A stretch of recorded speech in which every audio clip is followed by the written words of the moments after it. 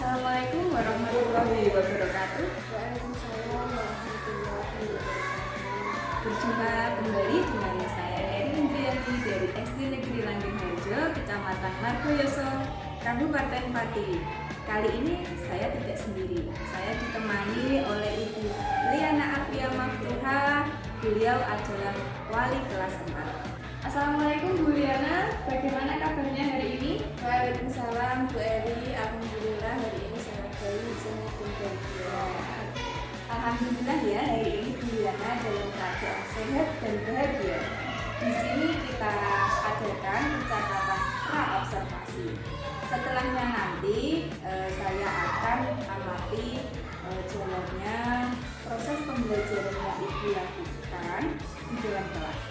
Dan sebelum saya melakukan proses supervisi kelas, adapun tujuan dilakukan supervisi adalah untuk mengetahui dan juga mengevaluasi jalannya proses pembelajaran yang dilakukan.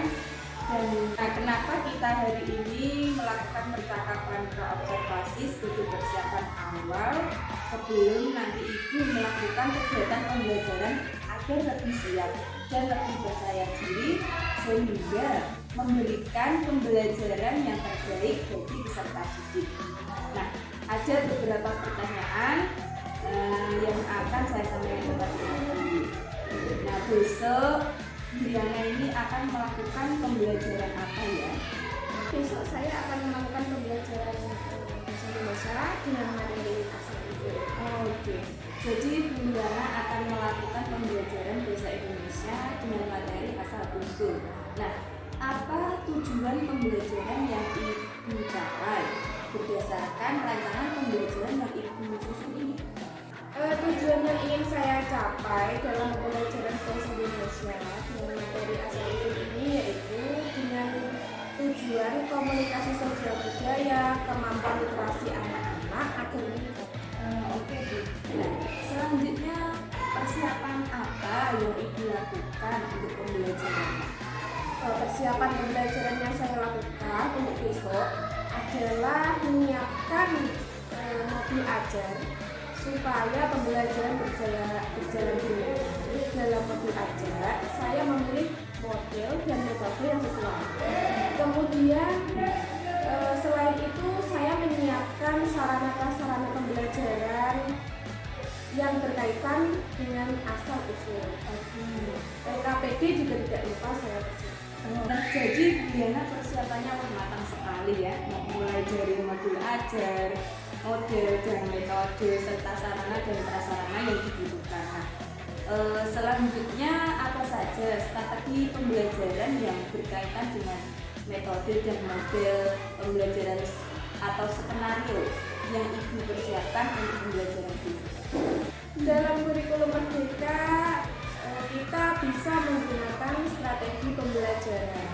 Yang pertama, pembelajaran berdiferensiasi.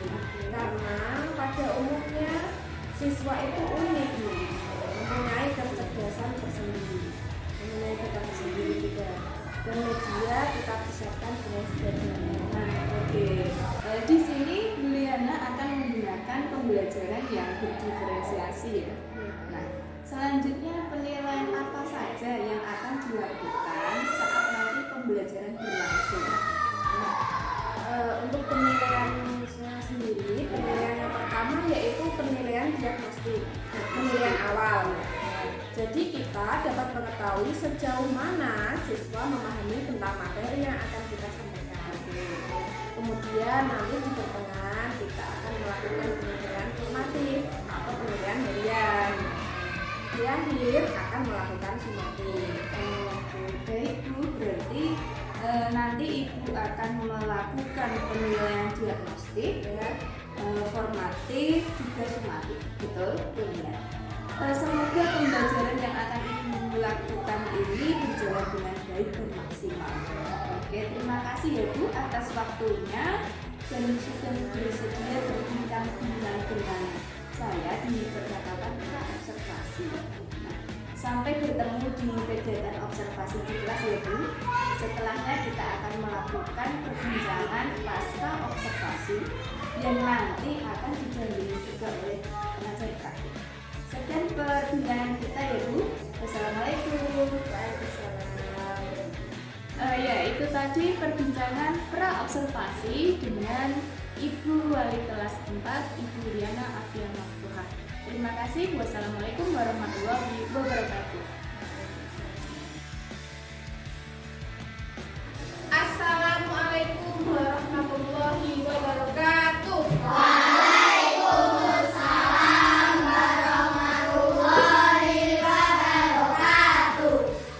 Sebelum kita memulai pelajaran, kita berjalan yang akan dipimpin oleh ketua kelas. Silakan.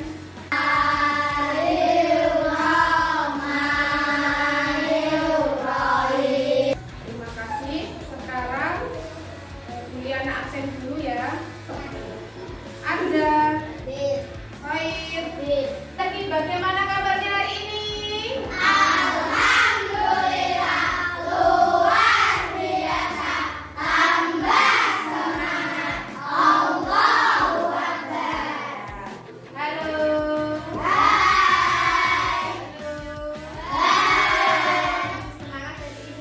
Semangat hari ini? Juliana ingin menunjukkan kalian gambar sesuatu. Apa ini? Siapa yang pernah melihat ayam menunjuk jari? Siapa yang punya ayam di rumah? Kamu punya ayam? Berapa? Banyak. Ayam apa? Ayam betina apa ayam jago? Ayam jago. Berapa? Satu toh. Oh, nanti dikasih makan yang banyak ya. Biar cari Oke. Kalian pernah mendengar nggak cerita tentang ayam jago? Nah, cerita apa? Oh iya. Cinderlaras itu ayam jago tapi dia bisa ngomong. Ada yang sudah pernah mendengar ceritanya? Cinderlaras itu termasuk cerita apa? Rakyat. Cerita rakyat itu ada macam-macamnya. Ada yang fabel, ada yang legend, ada yang yang Cinderlaras termasuk cerita apa ini? Termasuk cerita fabel apa legenda? Untuk lebih jelasnya, mari kita bahas bersama-sama.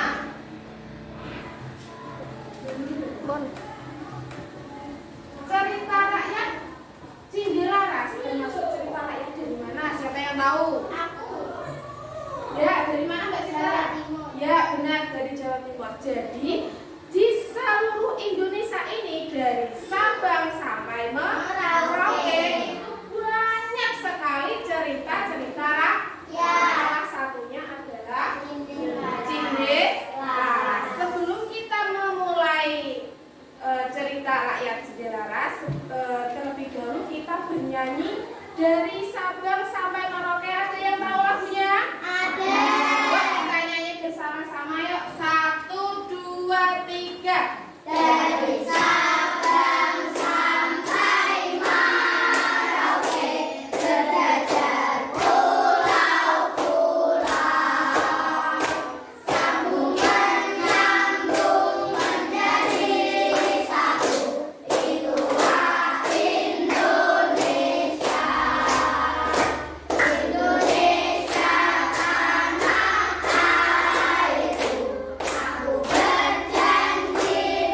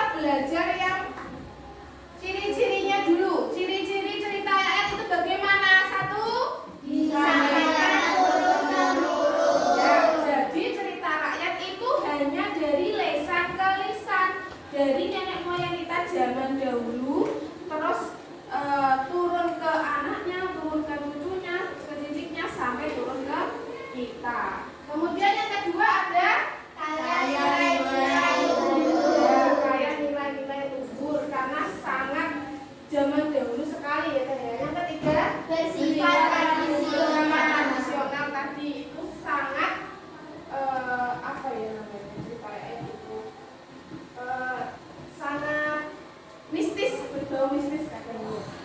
Nomor 4 mempunyai Banyak versi dan variasi. ya, terkadang cerita rakyat Cindelaras pun itu dari versi itu ayam nganu rupanya ireng misalnya gitu.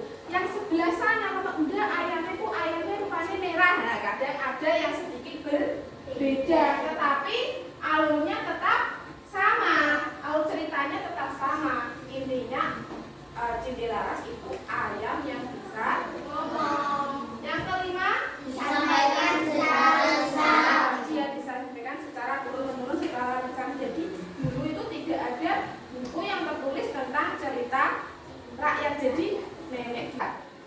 Apa itu legenda? Sebuah cerita yang menguat mengenai asal-usul terjadinya suatu tempat. Maka dari itu legenda sering disebut sebagai sejarah. Gitu.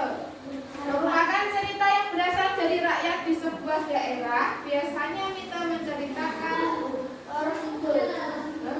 tentang tokoh gaib seperti dewa, peri, atau bahkan hantu.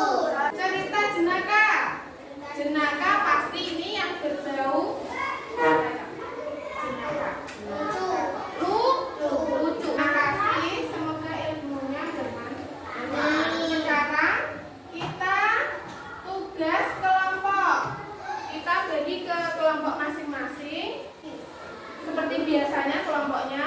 Nanti kita menonton film Cindelaras dan Ayam Jagonya. Dari mana tadi Cindelaras? Jawa Timur. Kita saksikan, kita tonton bersama, kita amati, kita cermati. Nanti ada tugas untuk kalian kelompok. Oke?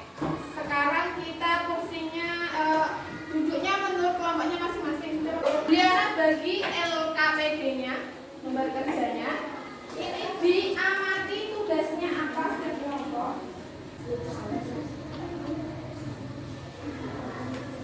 Tulis namanya ya. Kelompok 1 siapa namanya, kelompok 2 siapa, kelompok 3 siapa, kelompok 4 siapa. Namanya ditulis. Ya. Sang permaisuri adalah wanita yang cantik parasnya dan lembut hatinya. Istriku, berilah sesuatu untuk dibawa kembali ke istana. Para penjual di sini sangat ramah dan baik. Iya, Kakanda. Kita berkeliling dahulu